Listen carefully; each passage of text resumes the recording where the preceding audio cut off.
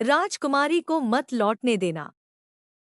घायल सैनिक की टूटी हुई आवाज संचार क्रिस्टल से निकली और अगले ही पल कर क्रिस्टल की रोशनी बुझ गई। वज्र राज्य के राजमहल की ऊंची छत पर अचानक गहरा सन्नाटा छा गया। कुछ क्षण पहले तक आसमान में बिजली चमक रही थी। नीचे सैनिक जीत का उत्सव मना रहे थे। लोग छाया साम्राज्य के हमले से बच जाने की खुशी में एक दूसरे को गले लगा रहे थे। लेकिन मीरा मानो कुछ भी नहीं सुन रही थी। वह बिल्कुल स्थिर खड़ी थी। उसकी आंखें टूटे हुए संचार क्रिस्टल पर टिकी थी। उसकी मुट्ठियां इतनी कस चुकी थी कि नाखून हथेलियों में धंस गए थे। खून की कुछ बूंदें उसकी उंगलियों से नीचे गिरने लगी। आरव ने धीरे से कहा, मीरा। कोई जवाब नहीं। मीरा। इस बार मीरा ने सिर उठाया। उसकी आंखों में आंसू नहीं थे, सिर्फ डर था। वह डर जो आरव ने पहले कभी उसकी आंखों में नहीं देखा था। हमें अभी निकलना होगा। उसने तुरंत अपना भाला उठाया। आरव ने कहा, हम चलेंगे, लेकिन पहले हमें पता होना चाहिए कि हमारे पास समय नहीं है। मीरा की आवाज इतनी तेज थी कि एलारा भी चौंक गई। मीरा ने आरव को देखा। तुमने संदेश सुना था। हिम राज्य की मुहर टूट चुकी है। राजधानी पर हमला हुआ है। मेरे पिता वहां है। मेरे लोग वहां हैं। मेरा छोटा भाई वहां है। आरव रुक गया। तुम्हारा भाई? मीरा को जैसे अचानक एहसास हुआ कि उसने कुछ ऐसा कह दिया है जिसे वह छिपाना चाहती थी। उसने नजर हटा ली। आरव ने पूछा, तुमने कभी नहीं बताया कि तुम्हारा एक भाई भी है? मीरा ने ठंडे स्वर में कहा, क्योंकि यह बताना जरूरी नहीं था। अब है। मीरा ने आरव की ओर देखा। कुछ पल दोनों चुप रहे। फिर कैरव आगे आया। अगर हिम राज्य की ड्रैगन मुहर सच में टूट गई है, तो समस्या केवल तुम्हारे परिवार की नहीं है। मीरा की आंखें उसकी ओर घूमी। कैरव ने आगे कहा, 7 महान मोहरों में से एक टूटना कालद्रक की वापसी को तेज कर सकता है। एलारा ने पूछा, कितना तेज? कैरव ने सिर हिलाया। यह मुझे नहीं पता, लेकिन मेरे पिता कहा करते थे, 7 मोहरें केवल दरवाजे नहीं हैं। वे एक दूसरे से जुड़ी हुई हैं। एक कमजोर हुई तो बाकी 6 पर दबाव बढ़ेगा। आरव ने तुरंत कहा, तो फैसला हो गया। उसने अपनी ड्रैगन ब्लेड पीठ पर बांधी। हम हिम राज्य जा रहे हैं। मीरा ने बिना कुछ कहे उसकी ओर देखा। आरव ने कहा, अकेली नहीं। कुछ देर बाद वज्रेश राजमहल के बाहर विशाल मंच पर उतरा। उसके शरीर पर बिजली की पतली रेखाएं दौड़ रही थी। वृक्षार भी उसके पास खड़ा था। लेकिन जैसे ही मीरा आगे बढ़ी, वृक्षार ने अचानक अपना सिर हिम राज्य की दिशा में उठाया। उसकी हरी आंखें सिकुड़ गईं। आरव ने पूछा, क्या हुआ? वृक्षार की भारी आवाज उनके मन में गूंजी। कुछ गलत है। एलारा तुरंत गंभीर हो गई। क्या? वृक्षार ने उत्तर दिया, प्रकृति की धारा उत्तर दिशा में मर रही है। आरव ने हिम राज्य की ओर देखा।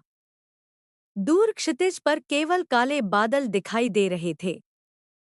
वज्रेश ने अपने पंख फैलाए। उसकी आवाज भी गूंजी। और बिजली वहां जाने से इनकार कर रही है।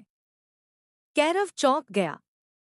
बिजली इनकार कर रही है? हाँ।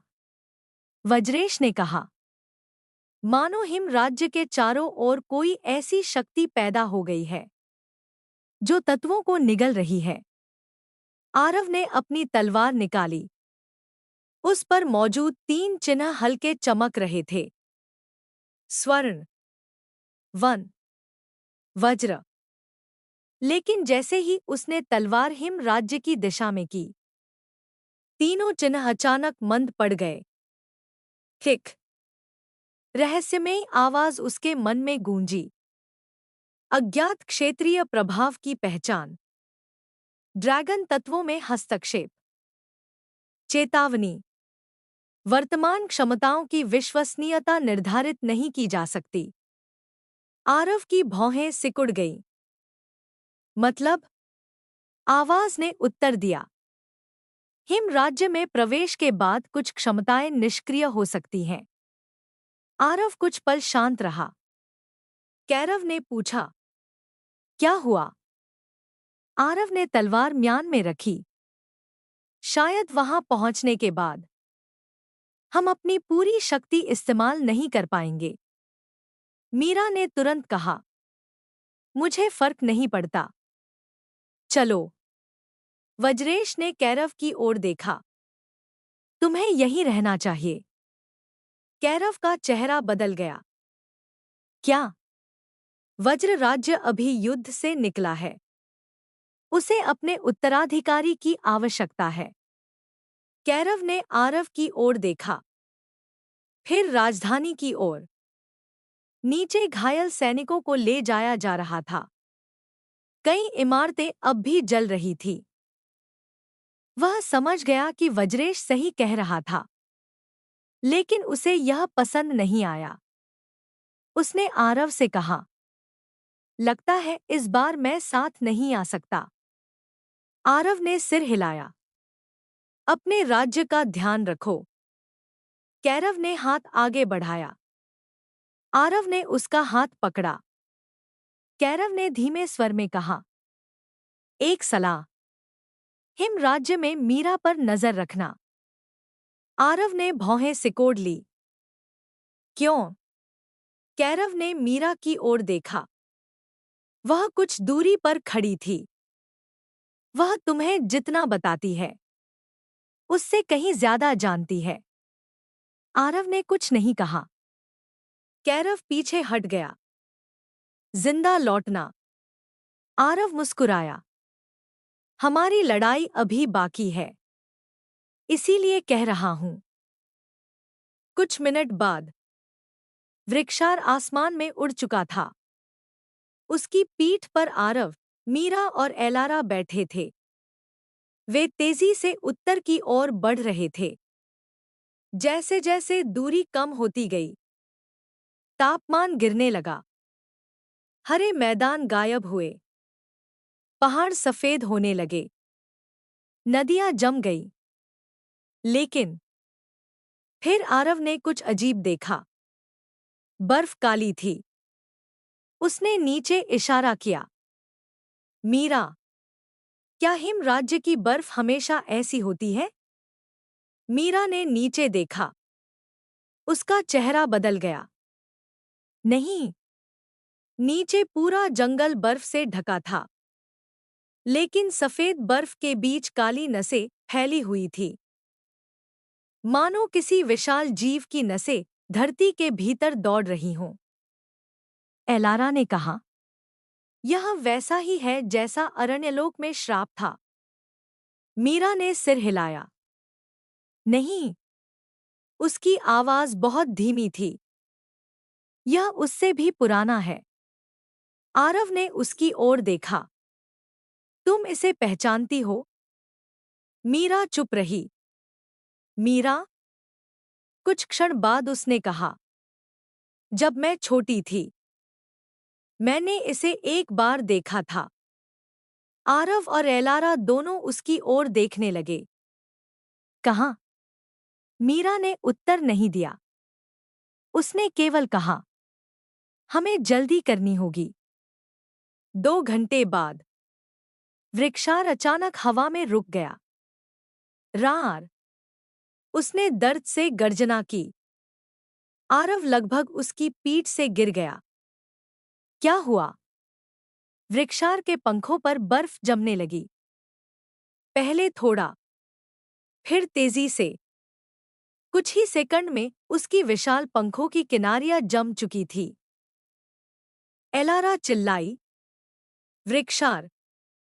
उसने हाथ वृक्षार की पीठ पर रखा, हरी ऊर्जा फैलाने की कोशिश की। लेकिन फुस, ऊर्जा गायब हो गई। एलारा की आंखें फैल गईं। मेरी शक्ति, मीरा ने कहा। सीमा। हम हिम राज्य की वास्तविक सीमा तक पहुंच गए हैं। अचानक आरव की तलवार कांपी। तीनों चिन्ह एक एक करके बुझने लगे। पहले वन, फिर वज्र, और अंत में स्वर्ण चिन्ह भी लगभग पूरी तरह मंद हो गया। रहस्यमयी आवाज गूंजी। ड्रैगन ऊर्जा अवरोध सक्रिय। बाहरी विरासत क्षमताएं प्रतिबंधित। वर्तमान उपलब्ध शक्ति। कुछ क्षण सन्नाटा। फिर 12%। आरव की आंखें फैल गईं। 12%? एलारा ने पूछा। क्या? मेरी शक्ति। आरव ने अपनी मुट्ठी देखी। लगभग सब बंद हो गई। मीरा ने कहा, वृक्षार को नीचे उतरना होगा। अगर वह आगे गया, उसके पंख पूरी तरह जम जाएंगे। वृक्षार ने अनिच्छा से नीचे उतरना शुरू किया। तीनों एक बर्फीले पहाड़ पर उतरे। वृक्षार वहीं रुक गया। एलारा ने उसके विशाल चेहरे को छुआ। मैं वापस आऊंगी। वृक्षार ने उसकी ओर देखा। सावधान रहना। फिर उसने आरव की ओर देखा। यह भूमि तुम्हें स्वीकार नहीं करती, आरव ने कहा। अभी तक तो कोई भी राज्य शुरुआत में मुझे स्वीकार नहीं करता। लेकिन वृक्षार ने इस बार मजाक नहीं किया। उसकी आवाज गंभीर थी। नहीं, मेरा अर्थ अलग है। यह भूमि तुम्हें पहचानती है। आरव का चेहरा बदल गया। क्या? वृक्षार ने अपनी आंखें बंद की। जब तुमने सीमा पार की, मैंने हिम राज्य के नीचे सोई हुई किसी चीज को जागते महसूस किया। वह तुम्हारी शक्ति को पहचानती है। आरव ने पूछा, क्या चीज? वृक्षार ने धीरे से कहा, मुझे नहीं पता। फिर उसने एक आखिरी चेतावनी दी। लेकिन वह ड्रैगन नहीं है। तीनों पैदल आगे बढ़ने लगे। चारों ओर बर्फीला तूफान था। आरव को अब पहली बार महसूस हुआ कि अपनी ड्रैगन शक्तियों के बिना यात्रा कितनी कठिन थी। ठंडी हवा उसके कवच के भीतर तक घुस रही थी। उसकी उंगलियां सुन्न होने लगी। एलारा भी मुश्किल से चल रही थी। केवल मीरा सामान्य दिखाई दे रही थी। उसके कदम बर्फ पर ऐसे पड़ रहे थे, मानो वह अपने घर लौट आई हो। कुछ घंटों बाद उन्हें दूर एक छोटा गांव दिखाई दिया। मीरा तुरंत रुक गई। यह, वह दौड़ पड़ी। मीरा, आरव और एलारा उसके पीछे गए। गांव में पहुंचते ही तीनों रुक गए। कोई आवाज नहीं, कोई इंसान नहीं। दरवाजे खुले हुए। खाना मेजों पर पड़ा था। एक खिलौना सड़क के बीच पड़ा था। लेकिन लोग गायब थे। आरव ने एक घर में प्रवेश किया। चूल्हे में आग अब भी हल्की जल रही थी। वे ज्यादा समय पहले नहीं गए। एलारा ने बाहर से आवाज दी। आरव। वह दौड़कर बाहर आया। एलारा बर्फ में घुटनों के बल बैठी थी।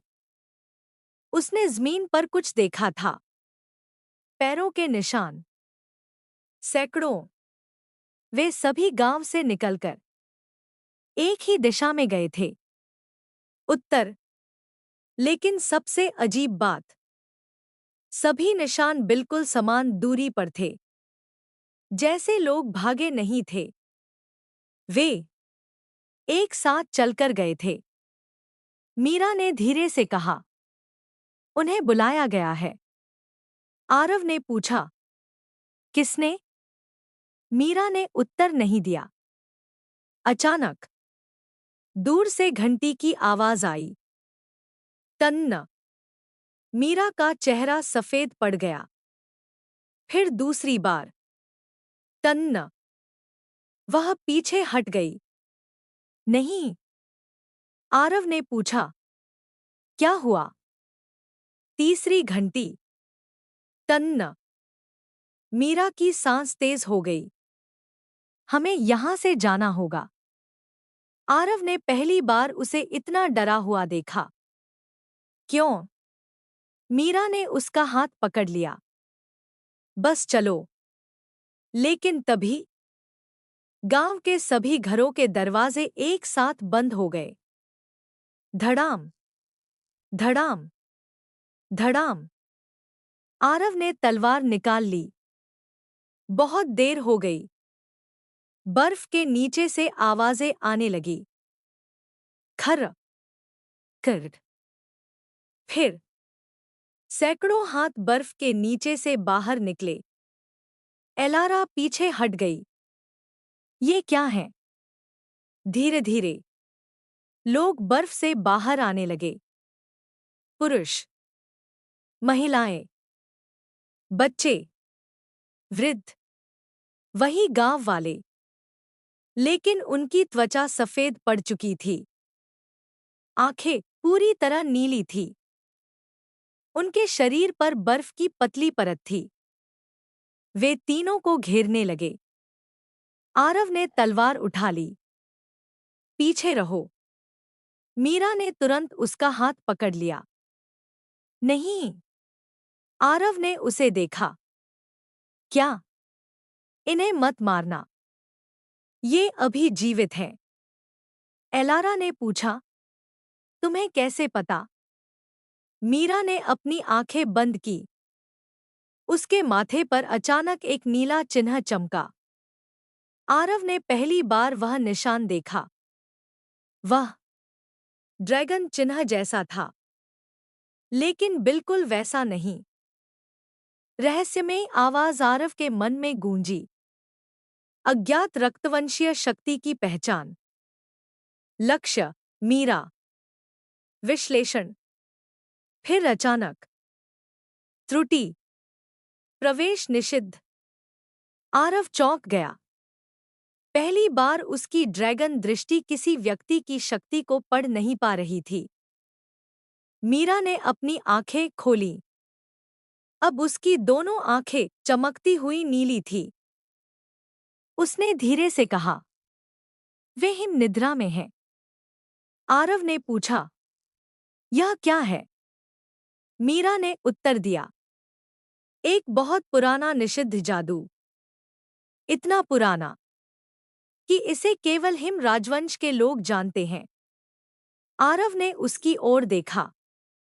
और तुम? मीरा चुप हो गई। आरव की आवाज गंभीर हो गई। मीरा, तुम हमसे क्या छिपा रही हो? लेकिन जवाब मिलने से पहले गांव के सभी लोग एक साथ घुटनों के बल बैठ गए। उनके सिर झुक गए। फिर उनके मुंह से एक ही आवाज निकली, राजकुमारी। मीरा जम गई। सैकड़ों लोग एक साथ बोले, आप लौट आईं। अचानक सभी ने अपना सिर ऊपर उठाया। उनकी नीली आंखें अब लाल हो चुकी थी। वह आपका इंतजार कर रहा है। आरव ने पूछा, कौन? सभी गांव वालों के चेहरे पर एक साथ मुस्कान आई। आपका भाई। मीरा के चेहरे से सारा रंग उड़ गया। नहीं। आरव ने उसकी ओर देखा। तुम्हारा भाई राजधानी में नहीं है। मीरा धीरे धीरे पीछे हटने लगी। यह संभव नहीं। तभी पूरे गांव के पीछे खड़ा विशाल बर्फीला पहाड़ कांपने लगा। गड़गड़। उसकी सतह पर एक विशाल दरार खुली। अंदर एक प्राचीन पत्थर का द्वार दिखाई दिया। द्वार पर दो ड्रैगन बने थे, एक सफेद, दूसरा काला। मीरा ने उस द्वार को देखते ही फुसफुसाया, निषिद्ध हिम समाधि। आरव ने पूछा, यह क्या है? मीरा ने जवाब देने से पहले आंखें बंद कर ली, मानो वह वर्षों पुराने किसी डर का सामना कर रही हो। फिर बोली, वही जगह जहां मेरे भाई की 10 साल पहले मृत्यु हुई थी। आरव और एलारा दोनों स्तब्ध रह गए। क्या? मीरा की आंखों से आखिर एक आंसू निकल गया। मैंने तुमसे झूठ कहा था। मेरा भाई राजधानी में नहीं है। उसने सामने खुलते हुए काले द्वार को देखा। वह 10 साल पहले मर चुका था।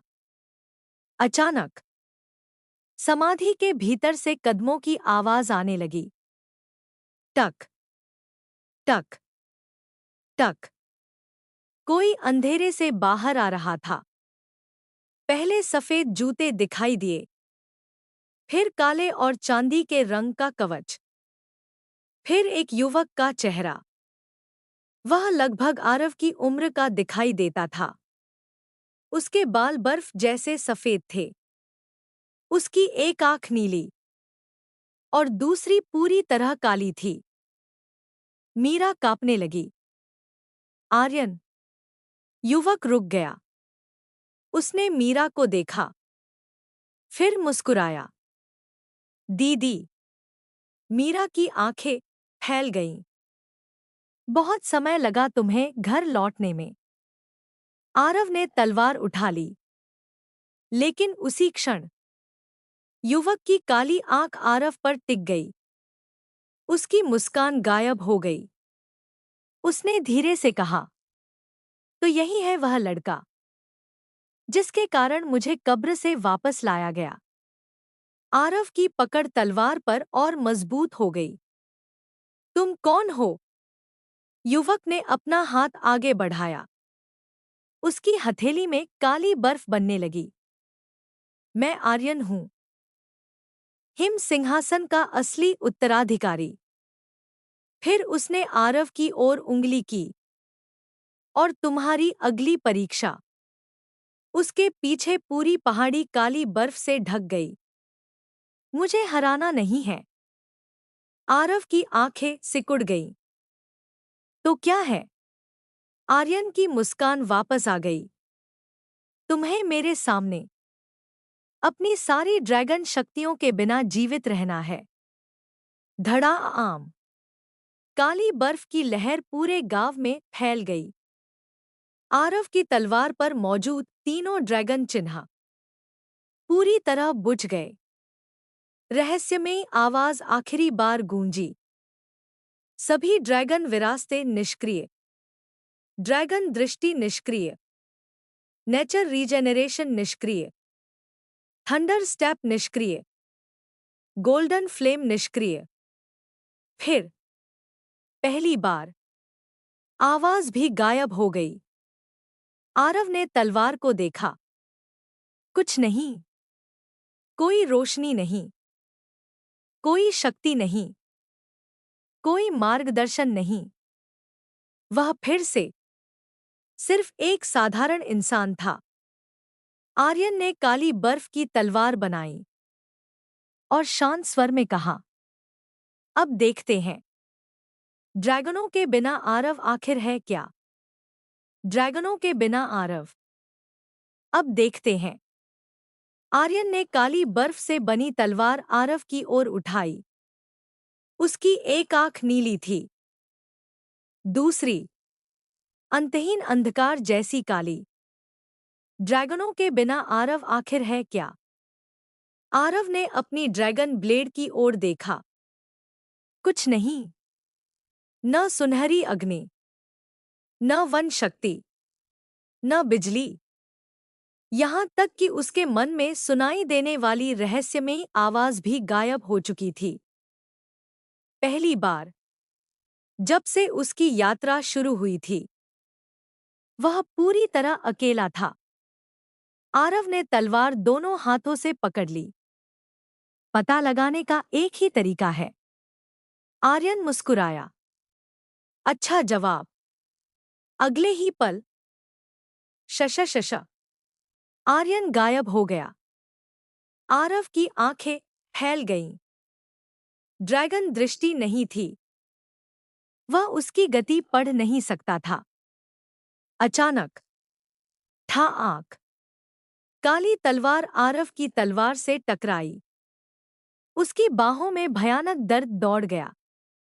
आरव कई कदम पीछे फिसल गया, लेकिन आर्यन ने उसे संभलने का मौका नहीं दिया। दूसरा वार। ठाक। तीसरा। ठाक। चौथा। धड़ाम। आरव इस बार रोक नहीं पाया। आर्यन की लात उसके सीने से टकराई। वह हवा में उछलकर एक घर की दीवार से जा टकराया। धड़ाम। दीवार टूट गई। आरव। मीरा आगे बढ़ी, लेकिन अचानक काली बर्फ की दीवार उसके सामने उठ गई। कर्र। मीरा ने उस पर हमला किया। आर्यन, उसे छोड़ दो। आर्यन ने अपनी बहन की ओर देखा। नहीं, दीदी। आज कोई उसकी मदद नहीं करेगा। एलारा ने तीर चलाया, लेकिन तीर हवा में ही जम गया। टिक। फिर टूटकर नीचे गिर गया। आर्यन बोला, यह लड़ाई उसकी है। टूटे हुए घर के भीतर आरव मुश्किल से उठा। उसके माथे से खून बह रहा था। उसने अपनी तलवार उठाई, लेकिन हाथ कांप रहा था। इतना अंतर। ड्रैगन शक्तियों के साथ वह विशाल राक्षसों से लड़ चुका था। वैरोग का सामना किया था। राजा एरियन से लड़ा था। ज़ारोग के सामने खड़ा हुआ था। लेकिन अब एक साधारण तलवार का वार रोकना भी मुश्किल लग रहा था। आर्यन दरवाजे से अंदर आया। निराश हुए? आरव ने कुछ नहीं कहा। तुम्हें लगा था तुम शक्तिशाली हो। आर्यन धीरे धीरे आगे बढ़ता रहा। लेकिन वह शक्ति तुम्हारी नहीं थी। स्वर्ण ड्रैगन की अग्नि, वृक्षार की प्रकृति, वज्रेश की बिजली। तुमने दूसरों की शक्तियां इकट्ठी की। वह आरव के सामने रुका और खुद को योद्धा समझने लगे। आरव ने तलवार से वार किया। ठाक। आर्यन ने आसानी से रोक लिया। उसने आरव के पेट में घुटना मारा। आह! आरव नीचे झुक गया। आर्यन ने उसकी गर्दन पकड़कर बाहर फेंक दिया। धड़ाम! आरव बर्फ पर जा गिरा। आर्यन बाहर आया। मैं गलत हूं? आरव उठने की कोशिश कर रहा था। आर्यन ने उसके हाथ पर पैर रख दिया।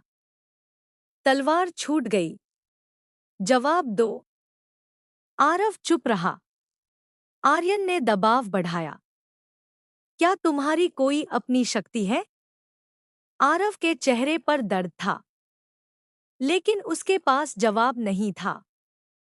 क्योंकि शायद आर्यन सही था। मीरा बर्फ की दीवार के पीछे से सब देख रही थी। बस करो। आर्यन ने उसकी ओर देखा। कुछ क्षणों के लिए उसकी नीली आंख में दर्द दिखाई दिया। आप अभी भी वैसी ही हैं। मीरा रुक गई। क्या? दूसरों को बचाने की कोशिश करती हैं। उसकी काली आंख चमकी। लेकिन 10 साल पहले आप मुझे नहीं बचा पाई। मीरा का चेहरा सफेद पड़ गया। आर्यन। आरव ने यह सुन लिया। आर्यन ने धीरे से कहा, उसे सच बताइए, दीदी। मीरा ने सिर हिलाया। अभी नहीं। क्यों? आर्यन की आवाज अचानक गूंज उठी। क्योंकि उसे पता चल जाएगा कि मेरी मौत का कारण आप थी। सन्नाटा। आरव ने मीरा की ओर देखा। एलारा भी स्तब्ध रह गई। मीरा की आंखों से आंसू बहने लगे। मैंने तुम्हें मारना नहीं चाहा था। आर्यन हंसा। लेकिन उस हंसी में खुशी नहीं थी। फिर भी मैं मर गया। 10 साल पहले। हिम राजमहल। छोटी मीरा अपने 8 वर्षीय भाई आर्यन का हाथ पकड़कर एक निश्चित सुरंग में दौड़ रही थी। दीदी, हमें यहाँ नहीं आना चाहिए। डरो मत। मीरा तब स्वयं एक बच्ची थी। उसके हाथ में राज परिवार की एक पुरानी पुस्तक थी। उसे पुस्तक में एक गुप्त कक्ष का नक्शा मिला था। दोनों केवल उत्सुक थे। उन्हें नहीं पता था कि वह कक्ष क्यों बंद किया गया था। आखिर वे एक विशाल बर्फीले द्वार तक पहुंचे। उस पर चेतावनी लिखी थी। यहाँ शाश्वत हिम का हृदय सो रहा है। राजरक्त भी इसे न छुए। आर्यन ने कहा, चलो वापस चलते हैं। लेकिन मीरा ने द्वार को छू लिया। उसके राजरक्त ने मुहर खोल दी। कर दरवाजा खुल गया। अंदर हवा में एक काला बर्फीला क्रिस्टल तैर रहा था। मीरा मंत्रमुग्ध होकर उसे देखने लगी। लेकिन जैसे ही वह पास पहुंची, क्रिस्टल फट गया। काली बर्फ की ऊर्जा सीधे मीरा की ओर बढ़ी। आर्यन ने अपनी बहन को धक्का दे दिया। ऊर्जा उसके शरीर में प्रवेश कर गई। आर्यन। छोटा लड़का जमीन पर गिर गया। उसका शरीर जमने लगा। मीरा उसे पकड़कर रोती रही। लेकिन कुछ ही क्षणों में उसका दिल रुक गया। उस दिन राज परिवार ने घटना को छिपा दिया। दुनिया को बताया गया कि राजकुमार बीमारी से मर गया। लेकिन उसका शरीर दफनाया नहीं गया। उसे निषिद्ध हिम समाधि में बंद कर दिया गया। क्योंकि उसके शरीर के अंदर शाश्वत हिम का श्राप जीवित था। वर्तमान में मीरा रो रही थी। मैं हर दिन उस गलती के साथ जीती रही। मैंने सोचा था तुम मर चुके हो। आर्यन ने ठंडे स्वर में कहा, मैं मर चुका था। फिर किसी ने मुझे जगाया। आरव ने पूछा, किसने? आर्यन की काली आंख चमकी। तुम जल्दी जान जाओगे। फिर उसने आरव की ओर तलवार की नोक कर दी। अगर जीवित रहे तो। आर्यन ने हमला किया। इस बार आरव मुश्किल से बचा। काली तलवार उसके गाल को काटती हुई निकल गई। खून बर्फ पर गिरा। आरव पीछे हटा। आर्यन फिर आया। आरव ने आसपास देखा। शक्ति नहीं, ड्रैगन दृष्टि नहीं। लेकिन उसके पास आंखें थी, कान थे, अनुभव था। उसने आर्यन के पैरों को देखना शुरू किया। पहला कदम, फिर दूसरा। हमले से ठीक पहले आर्यन हमेशा दाहिना कंधा थोड़ा नीचे करता था। आरव ने यह बात याद रखी। अगला हमला आया। दाहिना कंधा नीचे। आरव तुरंत झुका। शशश। तलवार उसके सिर के ऊपर से निकल गई। आर्यन चौंका। आरव ने पहली बार उसके पेट पर मुक्का मारा। धप्पा। आर्यन 2 कदम पीछे गया। बहुत बड़ा नुकसान नहीं हुआ। लेकिन पहली बार आरव ने उसे छुआ था। आर्यन मुस्कुराया। अच्छा, आरव ने कहा। ड्रैगन दृष्टि नहीं है तो खुद देखना सीखूंगा। लड़ाई फिर शुरू हुई। आर्यन अब भी अधिक शक्तिशाली था। आरव के शरीर पर घाव बढ़ते गए। कंधा कट गया, पैर घायल हो गया, सांस भारी होने लगी। लेकिन हर हमले के साथ वह सीख रहा था। आर्यन की गति, उसके कदम, तलवार पकड़ने का तरीका, काली बर्फ बनने से पहले हवा में आने वाली ठंड। आरव हर छोटी चीज याद कर रहा था। 10 मिनट बीते, फिर 20। आरव कई बार गिरा, हर बार उठा। आखिर आर्यन ने क्रोध से कहा, तुम गिरते क्यों नहीं? आरव मुश्किल से सांस लेते हुए हंसा। मैं गिर रहा हूं। बार बार उसने तलवार उठाई। लेकिन तुमने परीक्षा जीवित रहने की रखी थी, जीतने की नहीं। आर्यन कुछ पल शांत हो गया। फिर उसके चेहरे पर हल्की मुस्कान आई। तुम समझ गए। आरव की आंखें सिकुड़ गईं। क्या? आर्यन ने तलवार नीचे कर ली। यह पहली परीक्षा थी। अचानक पूरा गांव बदलने लगा। घर गायब होने लगे। गांव वाले धुएं में बदल गए। बर्फीली जमीन टूटकर अंधकार में विलीन होने लगी। आरव ने चारों ओर देखा। भ्रम। आर्यन ने कहा, आधा। तुम्हारा दर्द असली था। आरव ने अपने घाव देखे। वे अब भी मौजूद थे। आर्यन आगे बोला, हिम ड्रैगन की विरासत बाकी ड्रैगनों जैसी नहीं है। उसे शक्ति दिखाकर प्रभावित नहीं किया जा सकता। उसे ऐसे व्यक्ति की आवश्यकता है जो अपनी शक्ति खोने के बाद भी आगे बढ़ सके। आरव ने पूछा, तो क्या मैं सफल हुआ? आर्यन हंसा। नहीं। आरव की मुस्कान गायब हो गई। क्या? तुमने केवल प्रवेश परीक्षा पार की है। उसने पीछे निशित समाधि की ओर इशारा किया। विशाल द्वार पूरी तरह खुल गया। उसके पीछे नीचे जाती हजारों बर्फीली सीढ़ियां थीं। इतनी गहरी कि उनका अंत दिखाई नहीं दे रहा था। आर्यन बोला, असली परीक्षा नीचे है। आरव ने अंधेरे में देखा। क्या करना होगा? आर्यन ने कहा, 7 दिन। क्या? तुम्हें 7 दिन इस समाधि के भीतर जीवित रहना होगा। कोई ड्रैगन शक्ति नहीं, कोई उपचार नहीं, कोई भोजन साथ नहीं, कोई साथी नहीं। मीरा तुरंत बोली, नहीं। आर्यन ने उसकी ओर देखा। यही नियम है। एलारा ने पूछा, अंदर क्या है?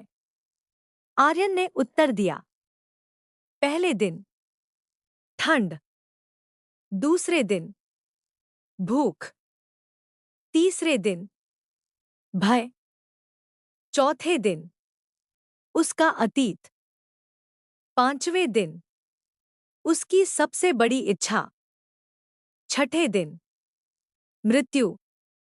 आरव ने पूछा, और 7वें दिन? आर्यन कुछ क्षण चुप रहा। फिर उसकी काली आंख आरव पर टिक गई। 7वें दिन हिम ड्रैगन स्वयं फैसला करेगा कि आरव बाहर लौटने योग्य है या उसकी समाधि में एक और शव जोड़ा जाएगा। मीरा आगे बढ़ी। आरव, मत जाओ। हम कोई दूसरा रास्ता ढूंढेंगे। आरव ने उसकी ओर देखा। हमारे पास समय है। मीरा चुप हो गई। आरव ने पूछा, हिम मुहर टूट चुकी है। कालद्रक जाग रहा है। हमारे पास दूसरा रास्ता खोजने का समय है। कोई जवाब नहीं। आरव ने अपनी ड्रैगन ब्लेड निकाली। कुछ क्षण उसे देखा, फिर उसे मीरा के सामने जमीन पर रख दिया। मीरा चौंक गई। क्या कर रहे हो? अंदर इसकी जरूरत नहीं होगी।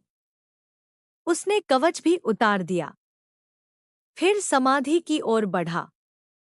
एलारा ने कहा, आरव। वह रुका। एलारा ने गंभीर स्वर में कहा, 7 दिन बाद बाहर आना। आरव मुस्कुराया। कोशिश करूंगा। मीरा ने उसकी ओर देखा। उसकी आंखों में अपराध बोध था। मेरे कारण। आरव ने उसकी बात रोक दी। तुम 10 साल की थी। मीरा जम गई। लेकिन तुमने गलती की। आरव ने कहा, बहुत बड़ी गलती। लेकिन तुम्हारे भाई ने तुम्हें बचाने का फैसला खुद किया था। उसने आर्यन की ओर देखा, फिर मीरा से कहा, उसकी मौत को अपनी पूरी जिंदगी की सजा मत बनाओ। मीरा कुछ नहीं बोल पाई। आरव सीढ़ियों की ओर बढ़ गया। पहला कदम, फिर दूसरा, फिर तीसरा। अंधेरा उसे निगलता गया। कुछ देर बाद मीरा और एलारा को उसके कदमों की आवाज भी सुनाई देना बंद हो गई। आर्यन समाधि के द्वार के सामने खड़ा रहा। मीरा ने उससे पूछा, क्या वह जीवित लौटेगा? आर्यन ने बहुत देर तक जवाब नहीं दिया।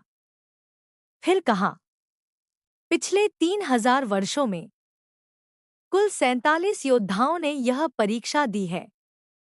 मीरा ने पूछा, कितने सफल हुए? आर्यन ने उसकी ओर देखा। 1। मीरा का दिल जैसे रुक गया। कौन? आर्यन ने धीरे से कहा, आचार्य वेदरान। समाधि के बहुत नीचे आरव अकेला चल रहा था। उसके शरीर के घाव दर्द कर रहे थे। हर सांस के साथ ठंड उसके फेफड़ों में चुभ रही थी। फिर भी वह चलता रहा। आखिर वह एक विशाल गोलाकार कक्ष में पहुंचा। बीच में कोई नहीं था। केवल एक पत्थर पर लिखा था, प्रथम दिवस, शरीर। आरव ने शब्द पढ़े। शरीर। अचानक पीछे का द्वार बंद हो गया। धड़ाम। कमरे का तापमान तेजी से गिरने लगा। बर्फ दीवारों पर फैल गई। आरव ने अपने हाथ रगड़े। ठीक है, सिर्फ ठंड है। तभी दीवार पर नए शब्द उभरे। प्रथम परीक्षा का नियम, अगला द्वार तभी खुलेगा। आरव ने आगे पढ़ा। उसकी आंखें धीरे धीरे फैल गईं। जब तुम्हारा हृदय एक बार धड़कना बंद कर देगा। आरव पीछे हट गया। क्या? उसी क्षण कमरे का तापमान और गिर गया।